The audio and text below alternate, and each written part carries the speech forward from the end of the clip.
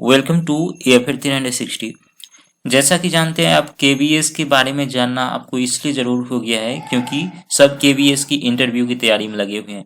तो हो सकता है KVS में केंद्रीय विद्यालय से संबंधित कुछ जानकारी आपसे मांग ले या कुछ इंटरव्यू में आपसे पूछ ले कि स्थापना वगैरह या इसके बारे में कुछ आप केंद्रीय विद्यालय में ही क्यों पढ़ाना चाहते हैं, जो भी हो। तो हम जो है इसमें कुछ महत्वपूर्ण पॉइंट जो है इंक्लूड किए हैं जो आपको याद होनी चाहिए या आपको आनी चाहिए। तो चलिए हम बिना देर के स्टार्ट करते हैं। और इससे पहले आपने अभी तक AFR 360 को सब्सक्राइब नहीं किए हैं तो सब्सक्राइब कर ले इसी तरह अपडेट प्राप्त करने के लिए। तो चलिए हम स्टार्ट करते हैं। और यहाँ पर देखिए स्थापना, यदि स्थापना की बात करें तो स्थापना जो है केंद्रीय विद्यालय की 15 दिसंबर 1963 को हुआ था। ठीक है, तो ये आप याद रखेंगे 15 दिसंबर 1963 को जो है केंद्रीय विद्यालय की स्थापना हुई थी। और कुल केंद्रीय विद्यालय की बात करिए तो पूरा इंडिया में जो है और प्लस विदेश मिलाकर कुल जो है 1252 केंद्रीय विद्यालय। इस बात को ध्यान रखें कि 1252 यानी 252 केंद्रीय विद्यालय है पूरा दुनिया में। विद्यार्थियों की संख्या जो है 14.28 लाख या 14,28,619 याद रखें, या शॉर्ट में आप 14.28 लाख करके याद रखें तो बेटर रहेगा।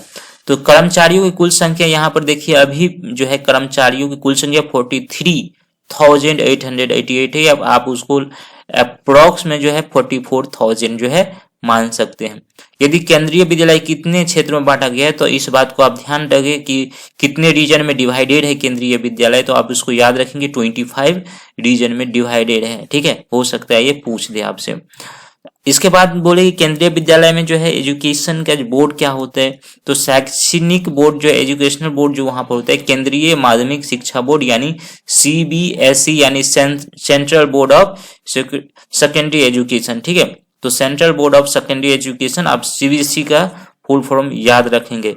और आपको बता दें कि केंद्रीय विद्यालय जो है भारत में है ही, लेकिन 3 ऐसा देश है जहां पर केंद्रीय विद्यालय है। वह है काठमांडू जो नेपाल में है, मॉस्को जो है रसिया, ठीक है, उसके बाद जो है तेहरान जो कि ईरान में है।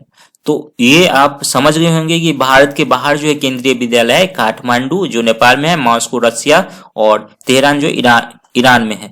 और यहाँ जो है सारे केंद्रीय विद्यालय जो है ये जो काठमांडू, मॉस्को और तेहरान दिख रहे हैं, तो भारतीय विदेश मंत्री के जो दूतावास है वहां पर ये संचालित होती है, उस बात को भी आप ध्यान रखेंगे।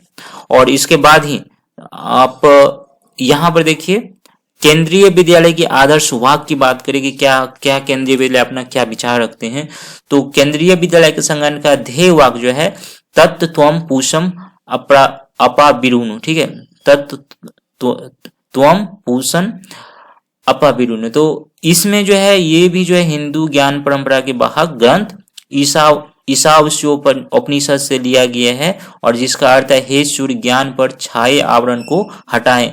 तो इस तत्त्वम पूषण अपाविरुनु का जो अर्थ होता है हे सूर्य ज्ञान पर छाए आवरण को हटाए, इस बात को ध्यान रखेंगे। इसके बाद आगे चलते हैं कि केंद्रीय विद्यालय में होने वाली प्रार्थना क्या है। तो बहुत सारी प्रार्थना है जिसमें हम एक इंक्लूड किए हैं, हो सकता है उसको याद करने में कोई आसानी हो आप लोगों को, तो उसको हो सकता है पूछ दे या ऐसे भी कुछ, तो ये आप याद रखेंगे। लिखा है ओम अस्तो मां सद्य गमय तमसो मां ज्योतिर्म गमय मृत्योर मां मृताम गमय। तो ये जो है उसकी प्रार्थना है, आप उसको याद रखें। इसका हिंदी अनुवाद यदि कहीं पूछ ले आपसे तो आपको बता दे कि यह प्रसिद्ध श्लोक जो है बृहदारण्य उपनिषद से लिया गया है और यह प्रार्थना बिना किसी भेदभाव के सब लोगों को सत्य के पथ पर बढ़ने के लिए प्रेरित करती है। इसका अर्थ होता है जिसको भावार्थ बोलते हैं, असत से सत्य की ओर ले चलो, अंधकार से प्रकाश की ओर ले चलो और मृत्यु से अमरता की ओर ले चलो। ठीक, तो ये उसका अर्थ है। यदि हम नेक्स्ट पॉइंट की बात करें तो यहाँ देखिए केंद्रीय विद्यालय की मिशन की बात करें तो इसके बारे में भी जानना आपको जरूरी है। आप देखिए केंद्रीय सरकार के स्थानांतर कर्मचारी को बच्चों को शिक्षा प्रदान कर उनके शैक्षिक आवश्यकताओं को पूरा करना। ठीक है, तो जो भी केंद्रीय सरकार के जो खास तौर जो है डिफेंस लाइन में जो काम करते हैं, डिफेंस लाइन में जो कर्मचारी काम करते हैं, जो भी वर्कर, उसके बच्चों के लिए केंद्रीय विद्यालय होते हैं। वही लोग जो है जनरली एडमिशन इसमें करवा पाते हैं। और दूसरी बात, विद्यालय शिक्षा के क्षेत्र में श्रेष्ठता और गति निर्धारित करता है। ठीक है, शिक्षा के क्षेत्र में जो है श्रेष्ठता, वो चाहते हैं कि श्रेष्ठता और गति, बच्चे को अच्छे से अच्छे शिक्षा प्राप्त हो, सबसे अच्छा शिक्षा प्राप्त हो, तो इसके बारे में जो है उसके लिए ये गति निर्धारित करते हैं। और ये भी जान लीजिए, तो यहाँ पर आपको ये भी बता दें कि जैसे कि आप जानते ही हैं कि केंद्रीय विद्यालय में जो है केंद्र सरकार के कर्मचारी या फिर डिफेंस लाइन में काम करने वाले जितना भी जो है BSF आर्मी वगैरह के बच्चे पढ़ते हैं उसमें। ठीक है, उसके बाद जो है केंद्रीय माध्यमिक शिक्षा बोर्ड, राष्ट्रीय शैक्षिक अनुसंधान, ठीक है CBSE, और राष्ट्रीय शैक्षिक अनुसंधान एवं प्रशिक्षण परिषद यानी NCERT की बात करें। और इसमें आप ये बात ध्यान रखें कि NCERT का पूरा नाम क्या होता है, full form of NCERT, the national council of educational research and training. इस बात को ध्यान रखिए, हो सकता है आपको पूछ दे NCERT और CBSE का फुल फॉर्म, तो national council of educational research and training. और इसके बाद इत्यादि जैसे सैनिक सहयोग से शिक्षा के क्षेत्र में नए नए प्रयोग तथा नवाचार को सम्मानित करना। तो ये सारे 4 पॉइंट है। बच्चों में राष्ट्रीय एकता और भारतीय की भावना का विकास करना, ये 4 पॉइंट था, उसको आप अच्छी तरह समझ लेंगे और याद रखेंगे। चलिए नेक्स्ट पॉइंट पे चलते हैं। आपको जो है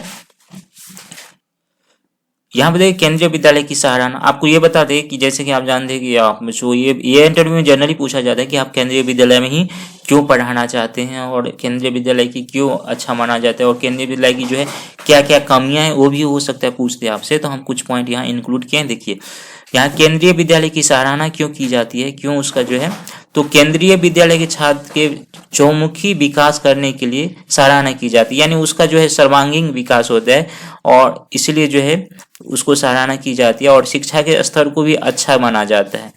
और इन विद्यालयों में विभिन्न आर्थिक स्थितियों, देश के विभिन्न भागों लोगों के बच्चों एक साथ पढ़ते हैं, जिससे किसी छात्र को व्यक्तित्व संतुलित विकास होता है।